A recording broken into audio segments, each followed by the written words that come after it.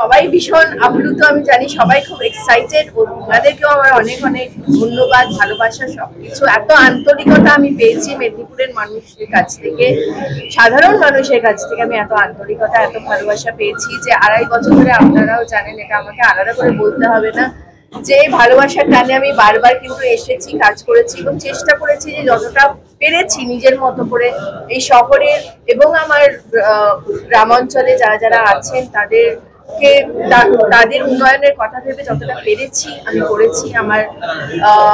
আমাকে এখানে সাপোর্ট করেছেন আমার পঞ্চায়েত সমিতির সকলে, আমার ব্লক প্রেসিডেন্টরা, নেপাল দা, গৌতম দা, সকলে আমার এখানে, আমি প্রচুর সাপোর্ট পেয়েছি আমার মহিলাদের কাছ থেকে, আমার কাউন্সিলরসদের কাছ থেকে, আমার মিউনিসিপ্যালিটির চেয়ারম্যান সৌমেন বাবুর কাছ থেকে, এখানে ভাইস চেয়ারম্যানও উপস্থিত আছেন অনেক, সবাই মিলে এটা কিন্তু একটা এই এত বড় যে দায়িত্বটা আমাকে দেয়া হয়েছে এবং এই যে এই সম্মানটা, এটা একটা সম্মানেরও ব্যাপার। এটা কিন্তু আমার একা কোনোদিনই কোনো কাজ একা করা যায় না, স্পেশালি এরকম একটা কাজ কখনোই একা করা যায় না। এটা কিন্তু আমাদের সকলের একটা ইউনাইটেড 2.5 বছরের পরিশ্রম।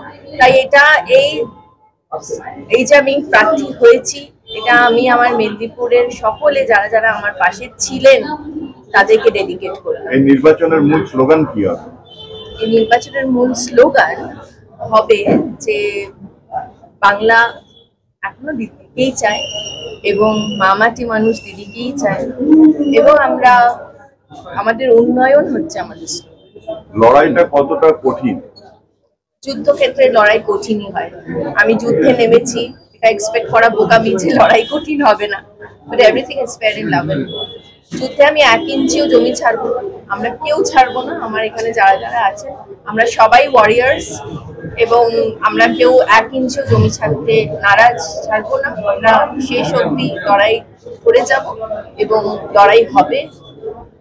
বাট আমি এটাও ভাবি, এটা আমার বেশ যে আমাদের এখানে ফ্রি অ্যান্ড ফেয়ার ভোট হবে এবং মানুষ ভোট দেবে। কম্পিটিটর কাকে ধরছেন? কম্পিটিটর কাকে ধরছেন?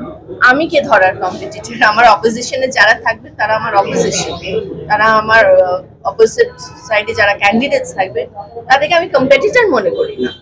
দিদি, এখন পর্যন্ত বিজেপি তাদের প্রার্থী তালিকা মেদিনীপুর লোকসভা কেন্দ্রে ঘোষণা করেন। সেক্ষেত্রে যদি দিলীপ ঘোষ, গতবারের তিনি এমপি ছিলেন, আপনার প্রতিদ্বন্দ্বী হয়, তাহলে লড়াইটা কতটা? It will be an honor because Dilip দা একজন সিনিয়র সিজনড পলিটিশিয়ান। দিলীপ দা একজন ভালো মানুষ এবং ইটস অ্যান অনার যে তাকে যদি প্রার্থী করা হয়, আমি তার অপোজিটে যদি থাকি, আমার জন্য এটা মস্ত বড় অনার যে আমার দল আমার উপর এতটাই ভরসা করছে যে আমি তাকে টক্কর দিতে পারবো। এবং যেটা বললাম যে যুদ্ধের ক্ষেত্রের বাইরে দিলীপ দা আমার সিনিয়র, আর যুদ্ধক্ষেত্রে উনি আমার অপোনেন্ট। দিলীপ দা লড়াই তো হবে।